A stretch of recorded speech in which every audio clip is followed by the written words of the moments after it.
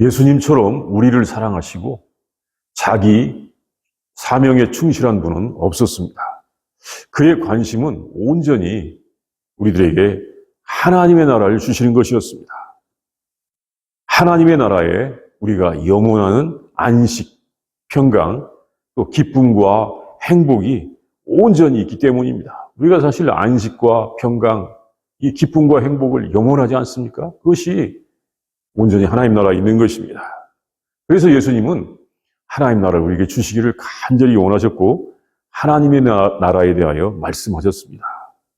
이 본문은 비유로서 그 나라를 설명해 주시는 말씀입니다.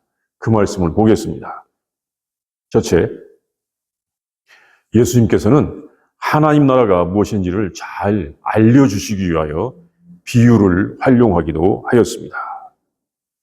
예수님께서는 그의 모든 이 일을 통해서도 하나님 나라를 알려주셨습니다. 또 말씀을 통해서 그 나라를 전해주셨습니다. 당시의 세상에서 사람들이 많은 이 고난을 당하는 것을 보시고 사람들이 속히 평안과 기쁨을 회복하기 위하여 이렇게 하나님 나라를 전해주셨습니다. 당시에 많은 사람들은 육체적으로, 정신적으로 질병을 앓고 있었고 이 로마의 식민지 땅에서 많은 세금을 내면서 또한 헤로드 왕을 비롯한 이 불의한 권력에 의해서 억압을 받고 있었던 것입니다. 당시의 백성들이 정말로 위로를 받고 그 구원을 기대할 수 있는 분은 이곳저곳 돌아다니시면서 하나님 나라를 전해주시는 예수님뿐이었습니다. 그래서 예수님 주변에 사람들이 많이 모여들었습니다. 예수님께서 질병을 고쳐주셨고 문제를 해결해 주셨기 때문입니다. 예수님께서 하시는 일은 처음에도 말한 것처럼 하나님의 나라를 전하시는 일이었습니다. 예수님은 처음부터 그 사명을 분명히 말씀하셨습니다. 이 성령님께 이끌림을 받아서 처음에 갈릴리에서 하나님 나라를 전파하신 중에 특별히 가버나움 사람들이 예수님의 능력을 보고는 예수님을 그 동네에서 못 떠나시도록 자기 동네에 계속 머무르시도록 그렇게 하고자 했을 때 예수님께서 이렇게 말씀하셨습니다.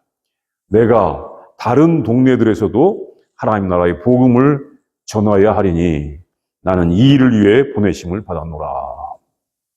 이게 누가복음 4장 43절 말씀이죠. 예. 다른 동네들에 가셔서도 하나님 나라의 복음을 전하셨습니다. 그러니까 예수님의 사명은 온전히 하나님 나라의 복음을 전하는 것이었다라고 하는데 초점, 중점이 있는 것입니다. 예수님께서 전해주신 하나님의 나라는 당시의 사람들이 경험하던 그 나라와는 많이 달랐습니다.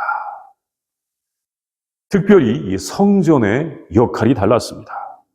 그래서 예수님께서는 먼저 성전의 역할이 중요한 것을 강조하셨습니다. 사실 그 백성들이 많은 고통을 당하는 가장 큰 이유는 성전이 잘못되어 있었기 때문입니다.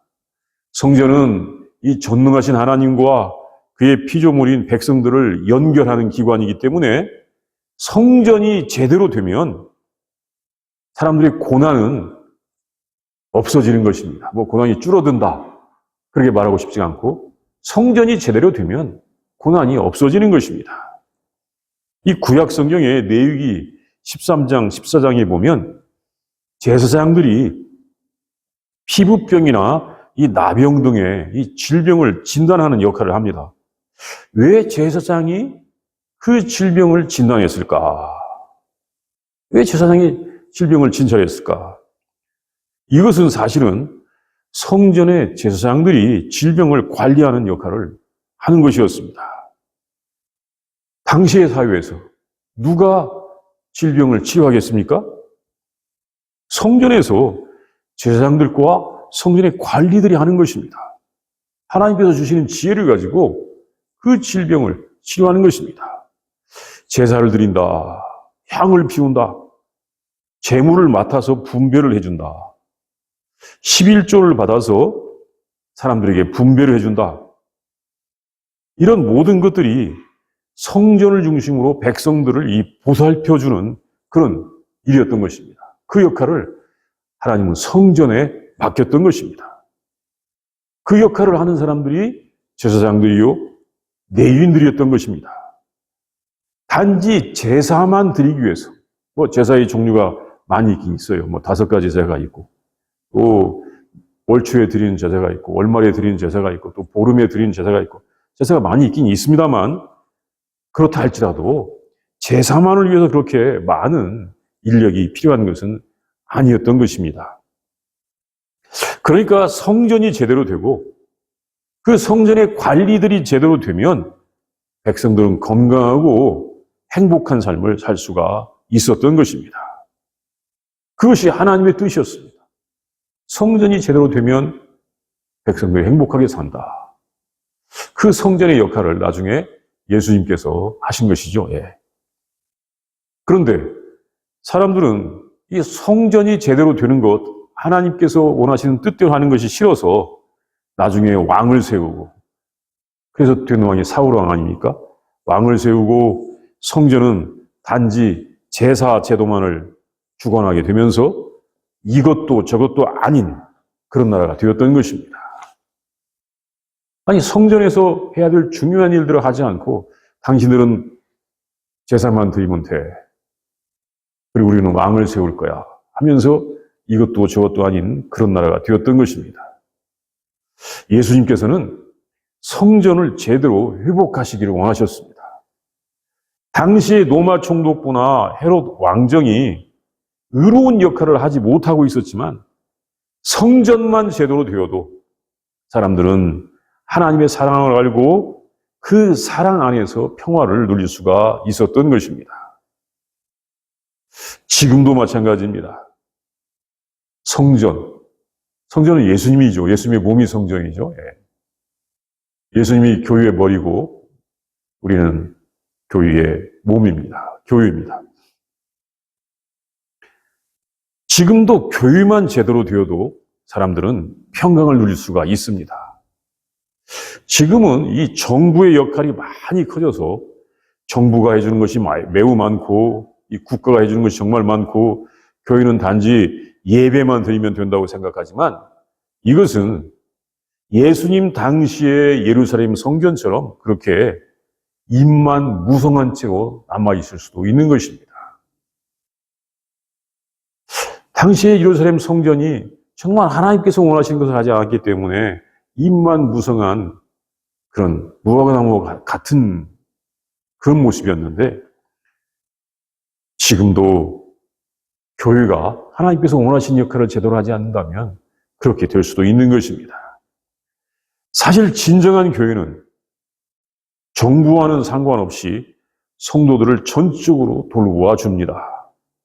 이 오순절 후에 초대 예루살렘 교회가 공동체로서 그 백성들의 삶을 돌보았던 것처럼 이 초대교회, 예루살렘 교회가 백성들의 삶을 돌보았습니다. 그 성도들이 거기서 공궤, 같이 식사를 했던 것입니다. 그렇게 삶을 돌보았던 것처럼 그렇게 초대교회의 모습을 본받고자 하는 교회들은 이 교회 역사 가운데 항상 있어 왔고 지금도 존재하고 하나님의 사랑을 전하고 있는 것입니다. 그리고 하나님의 나라는 사람들에게 안식과 평강을 줍니다. 그 안식은 짧은 안식, 7분의 1의 안식이 아니라 온전한 안식을 주는 것입니다. 이 일주일에 하루 만에 안식을 강조하는 것은 하나님의 뜻이 아니었습니다. 구약 성경에 하나님 말씀을 보면 안식일만 있는 것이 아닙니다. 뭐가 있습니까? 안식년도 있습니다. 7년에 한 번씩 안식년이 돌아옵니다. 또 희년이 있었습니다. 예수님께서 우리에게 알려주시는 하나님의 뜻은 온전한 안식이었습니다. 사랑, 아가페 나라였던 것입니다. 이 아버지 하나님께서 가족을 돌보는 그 사랑의 나라를 주시려고 하셨던 것입니다. 그래서 사람들이 하는 일은 이 사랑의 섬김이 되게 하려는 것이었습니다. 일이 실은 다른 것이 아니고 사랑의 섬김인 것입니다. 하나님 나라에서 그렇게 되게 하고자 하셨습니다. 힘든 노동이 아니라 자발적인 섬김이 되고 이 봉사와 섬김 속에서 풍성함과 기쁨이 있는 나라를 우리에게 주시고자 하셨던 것입니다.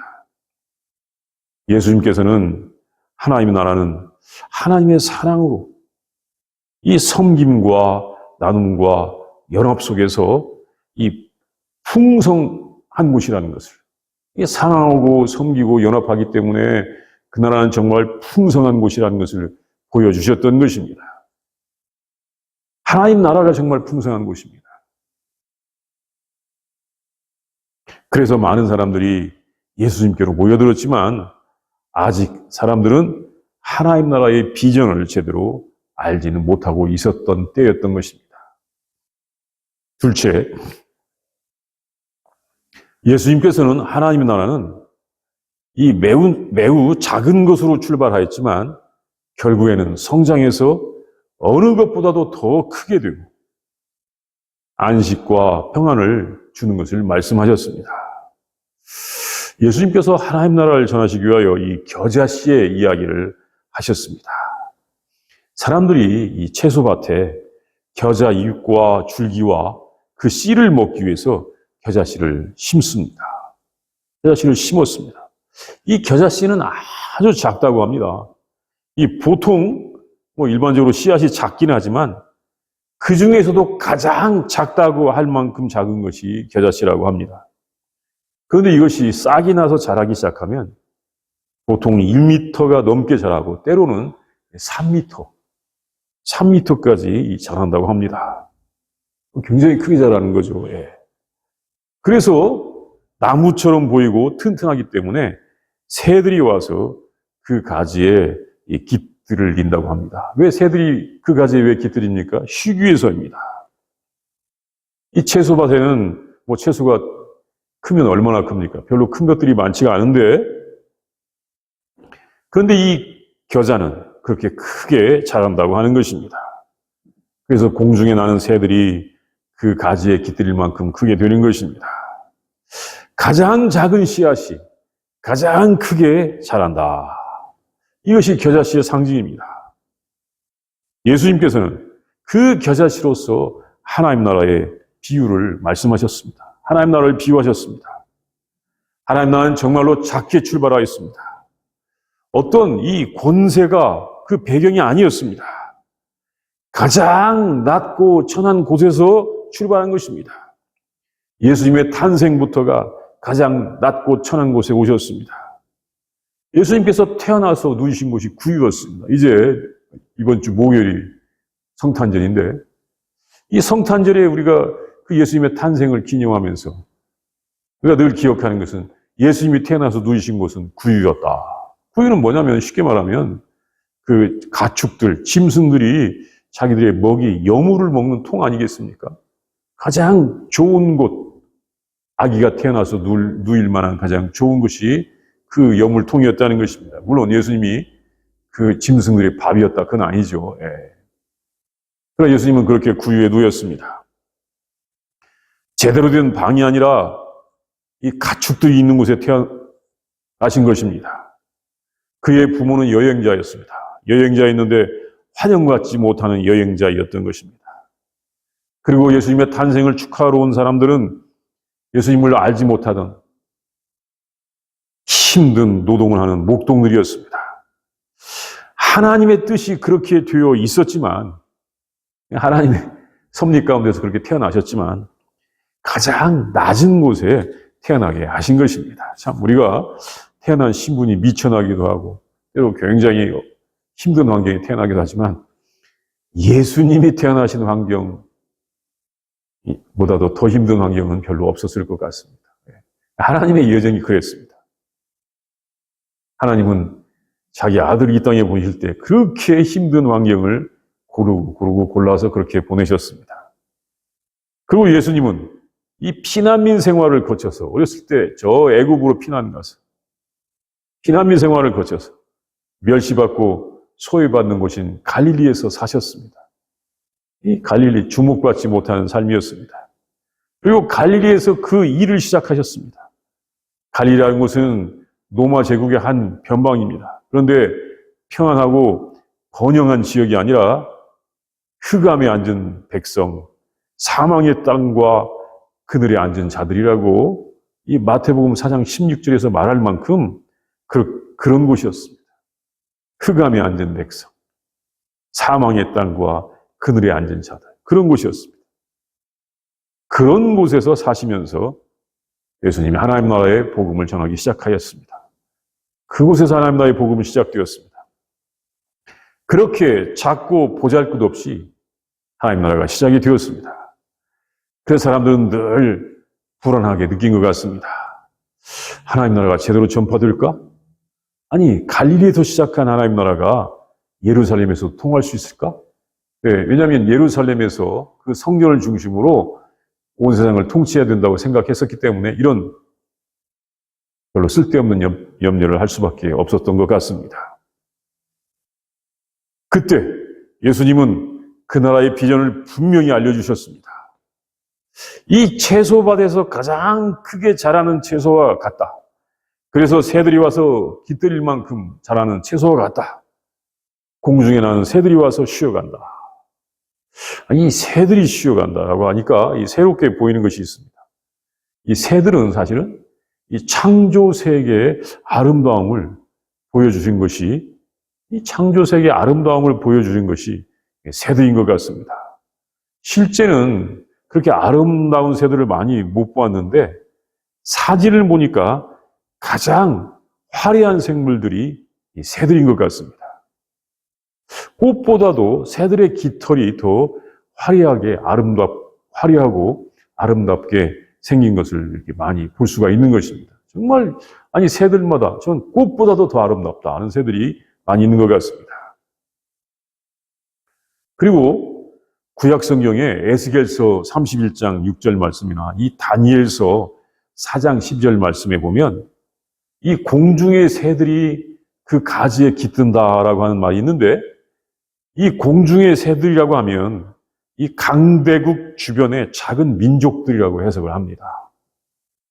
이 강대국 주변에 작은 민족들이 있습니다. 그것을 공중의 새들이라고 하였습니다. 항상 큰 민족들에게 고통을 받던 작은 민족들이 와서 쉴 곳을 얻는다라고도 할 수가 있는 것입니다. 하나님 나라가 그렇습니다. 예수님께서 전해주시는 하나님 나라는 작게 시작하였을지라도 나중에는 세상의 수고에 지친 모든 생명들이 다 와서 쉼과 평강을 얻는 귀중한 안식처가 될 것입니다. 그래서 하나님의 인자하심과 그 섭리를 찬양하게 될 것입니다. 요즘 많은 사람들은 과연 이 과학과 기술이 지배하는 시대에도 하나님 나라가 성장해가고 지속할 수 있을지를 염려할 것입니다. 이런 과학과 기술 세상에서 하나님 나라가 계속 성장해갈까? 그런데 앞으로는 진정으로 하나님 나라가 꼭 필요합니다. 과학과 기술로는 우리에게 안식과 평안이 없습니다. 이제 앞으로 로봇을 통해서 많은 일을 하기 때문에 몸은 더 편안해질 수 있다고 생각하지만 몸은 편안해진 만큼 이 정신은 더 괴로울 수가 있습니다. 마음의 걱정과 불만은 더 커져갈 것입니다. 몸이 편해간다고 모든 것이 편한 것이 아닙니다. 마음의 걱정, 불만 더 커갈 수 있습니다. 지금과 같은 이 과학과 기술이 없이도 분명히 평안한 때가 있었고, 옛날이 다 좋다고 생각하는 사람들, 옛날이 차라리 나았어. 그런 사람이 있고, 또 이 과학과 기술을 매우 절제하면서도 평안과 기쁨을 누리는 이 하나님의 나라의 이 교회들이 있는 것을 우리가 안다면 하나님의 나라는 앞으로 더 성장해야만 하는 것입니다. 과학과 기술은 우리에게 온전한 평화와 안식을 주지 못하는 것입니다. 하나님의 나라만이 우리에게 평화와 안식과 생명을 주는 것입니다. 셋째, 예수님께서 전해주시는 하나님의 나라는 누룩이 가루를 부풀게 하는 것처럼 퍼져서 온 세상에 가득하게 될 것입니다. 우리가 살면서 그것을 매일매일 먹고 있는 것이 있습니다. 누룩, 이스트, 언어에 보면 이 쥐메라고 하는 이 누룩입니다. 이 누룩을 사용해서 만드는 음식이 아주 다양하다고 합니다. 빵, 또 된장, 간장도 거의 누룩이 들어간다고 합니다. 또 식초에도, 또 다른 것에도 이 누룩이 들어갑니다. 누룩이 들어가야 그 음식의 맛이 훨씬 좋아지는 것입니다. 그것뿐만 아니라 누룩은 아주 건강에 좋은 여러 가지 효능이 있습니다. 우리의 소화를 도와주고 면역력을 강화시키기도 하고 혈당 대사에 좋고 인터넷 보니까 더 많은 기능이 있는데 여기까지만 하겠습니다. 건강 전문가가 아니니까. 아주 건강에 좋은 효능들이 많이 있는 것입니다. 그래서 옛날부터 이 누룩을 활용해 왔습니다. 특히 이 빵을 만들기 위하여 가루 속에 누룩을 넣었습니다. 그러자 온 가족이 먹는 이 3마리나 되는 많은 가루가 부풀어 올랐습니다. 사실 이 반죽이라고 해야 될 것입니다. 그 반죽은 이 맛과 영양이 있는 이 빵을 만드는 재료입니다. 그걸로 빵이 만들어집니다. 그 빵은 우리에게 먹고 난 다음에 힘을 주고 또 먹는 기쁨을 줍니다. 예수님께서는 이 하나님의 나라는 이렇게 누룩과 같다고 하셨습니다. 그 누룩이 빵을 만드는 반죽을 전부 부풀게 합니다. 밀가루에 누룩을 넣고 기다리다 보면 가루가 전부 부풀어 있습니다. 그럼 이것은 하나님 나라의 어떤 모습을 상징할까요? 어떤 모습일까요? 하나님의 나라가 이 변화시키는 모습을 상징합니다. 누룩이 가루를 부풀리는 것처럼 그렇게 변화시키는 것입니다. 물론 맛도 더 좋게 합니다. 그런데 이 가루를 조용하게 변화시킵니다. 이 가루를 조용하게 변화시킵니다. 이것은 조용함이라고도 할 수가 있을 것입니다. 누룩의 역할, 변화시키는데 아주 조용하게 변화시킨다. 하나님의 나라는 조용하고 고요한 중에 성장한다. 이것이 가장 옳은 것 같습니다. 이것이 예수님의 방법입니다. 예수님께서 하나님 나라를 전하실 때 아주 조용하게 전하셨습니다. 예수님의 모습을 성경은 이렇게 전해주었습니다. 우리가 그 말씀을 한번 같이 읽어보겠습니다. 마태복음 19장 12절 말씀입니다. 우리 마태복음 12장 19절 말씀을 같이 읽어보겠습니다. 같이 읽겠습니다. 시작. 그는 다투지도 아니하며 들리지도 아니하리니 아무도 길에서 그 소리를 듣지 못하리라. 이 들랜다라고 하는 말은 외친다, 큰 소리를 낸다는 말입니다. 그러니까 예수님은 큰 소리 내시지 않는 것입니다. 외치지 않는 것입니다. 조용하게 말씀하신 것입니다. 예수님은 기도할 때도 어떻게 하라고 하셨습니까? 골방에서 은밀하게 하라고 하셨고, 구제할 때도 오른손이 하는 것을 왼손이 모르게 하라고, 은밀하게 하라고 하셨습니다. 예수님께서 하신 것은 분명히 조용하게 하신 것입니다. 이렇게 하나님 나라는 성장하여 온 세상을 다 변화시키는 것입니다. 그런데 언제부터인지 예수님의 방법이 아니라 세상적인 방법이 이 교회 내에 들어왔습니다. 세력과시, 큰 소리, 광장, 통성기도. 과연 이것이 옳고 효과가 있는 방법일까요? 아닙니다. 아니에요. 우리는 예수님의 방법을 활용해야 하는 것입니다. 조용하게, 은밀하게, 겸손하게 해야 하는 것입니다. 크리스마스 찬송 중에도 이 고요한 밤, 거룩한 밤이라고 하는 찬송이 있습니다. 고요한 밤에 예수님이 세상에 태어나신 것입니다. 그래서 거룩한 밤이 됩니다. 이것은 우리들의 마음속에 또는 우리의 이웃들의 마음속에 예수님이 태어나시는 것도 그렇게 고요함 속에서 이루어지고 그것이 거룩함이 되는 것입니다. 고요함 속에서 거룩함이 이루어지는 것을 우리 믿음의 성도들, 우리 신앙의 선배들이 깨달았던 것입니다. 이것이 하나님의 뜻입니다. 우리는 이렇게 예수님의 방법으로 해야 하나님 나라가 온 세상에 가득하게 되고 모든 사람들은 안식과 평강을 누리게 되는 것입니다.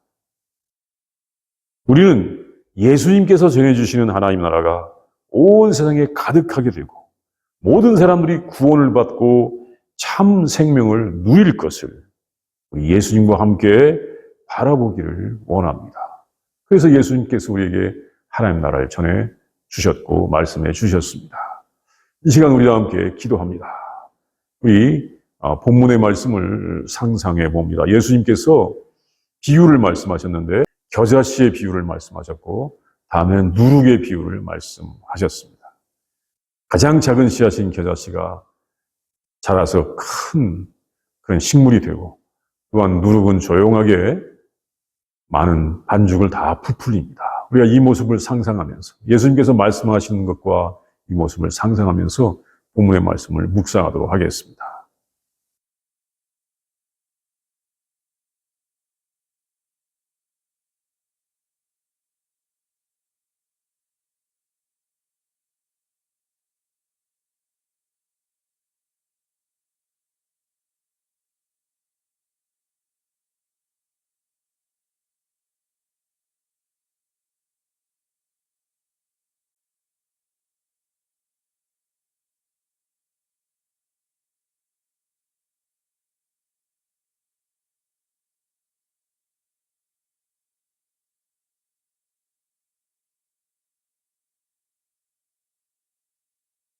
하나님 감사합니다. 예수님을 보내주셔서 우리에게 참 성전, 하나님의 사랑을 알게 해주시니 감사합니다. 하나님 나라를 알게 해주시니 진심으로 감사합니다. 하나님, 성전이 바르게 되면 우리가 참 평안과 안식을 얻고 참 생명을 누리고 구원받은 하나님의 백성이 되는 것을 알게 해주시니 진심으로 감사합니다. 하나님, 우리를 불쌍히 여기시고 긍휼을 베풀어 주시옵소서. 우리가 하나님 나라를 잘 알게 하여 주시옵소서. 하나님의 다스림을 받고 살게 하여 주시옵소서.